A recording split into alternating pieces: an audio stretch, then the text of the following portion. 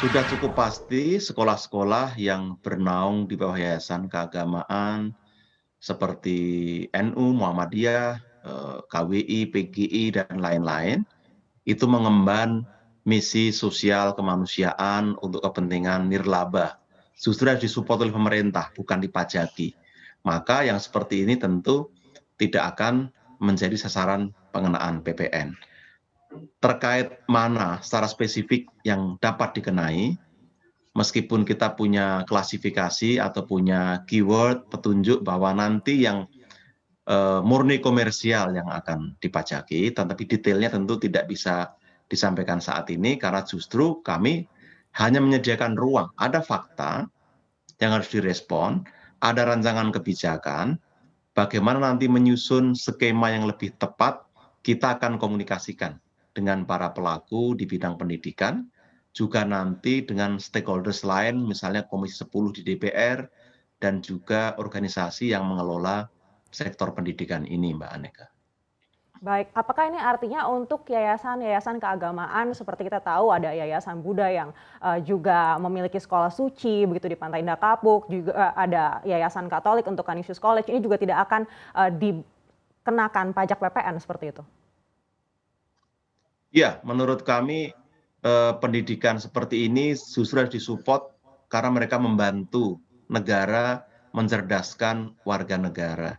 Jadi tentu bukan mereka yang menjadi sasaran dari pengenaan PPN ini, Mbak. Baik, berikutnya untuk biaya melahirkan yang katanya juga akan dikenakan PPN, nanti skemanya akan seperti apa Pak Justinus? Ya, ini juga kami klarifikasi. Tidak pernah terbersit sedikit pemerintah akan memajaki biaya melahirkan. Kalau perlu kita mendukung, bahkan saat ini jumlah penerima bantuan iuran BPJS semakin ditingkatkan, mencapai lebih dari 130 juta untuk pusat dan daerah. Layanan juga diperluas, artinya sangat kontradiktif kalau pemerintah memajaki apa yang dibuat sendiri, yaitu layanan gratis, perbaikan layanan. Jadi kami klarifikasi, polanya sama, menjadi objek pajak itu memang akan kena pajak, tetapi bisa tidak dikenai pajak karena ada fasilitas. Ini sama. Jasa kesehatan pun juga mendapatkan fasilitas PPN tidak dipungut, terutama untuk layanan kesehatan dasar yang dinikmati disediakan untuk warga masyarakat, baik di rumah sakit negeri, swasta, BPJS, non-BPJS. Tujuannya apa? Karena kita juga bersyukur ada manfaatan BPJS, membayar asuransi sendiri, dan dia dirawat karena kebutuhan kesehatan. Tidak bijak kalau hal seperti ini dipajaki. Jadi tidak perlu khawatir, biaya melahirkan dimanapun itu tidak akan dikenai pajak, karena itu termasuk kebutuhan dasar.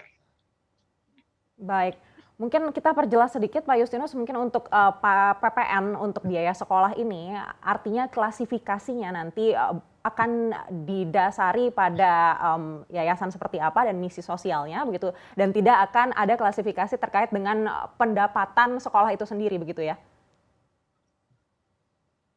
Pendapatan sekolah dalam konteks pajak penghasilan memang bukan merupakan objek PPh sepanjang sisa lebih diinvestasikan kembali untuk membangun infrastruktur sarana prasarana. Itu jelas. PPN itu menyasar pengguna jasa atau orang tua. Cukup pasti atau ada hubungan positif ketika mampu membayar biaya pendidikan yang mahal, itu secara ekonomi lebih mampu. Tapi kita juga harus hati-hati. Maka sangat penting untuk menentukan klasifikasi batasan, apakah variabelnya nanti uang pangkal, termasuk uang sekolah bulanan, itu bisa dibuat threshold dengan mendasarkan pada survei atau pada riset lapangan, atau meskipun mahal, tetapi menjalankan misi di tempat terpencil, di daerah terluar, itu juga bisa mendapat pengecualian. Jadi justru fakta-fakta ini kita kumpulkan dari lapangan, kita klasifikasikan, kita kategorikan, lalu kita coba buatkan skema mana yang lebih adil dan dapat menjaga kesetaraan akses warga negara kepada layanan-layanan tersebut, Mbak Aneka.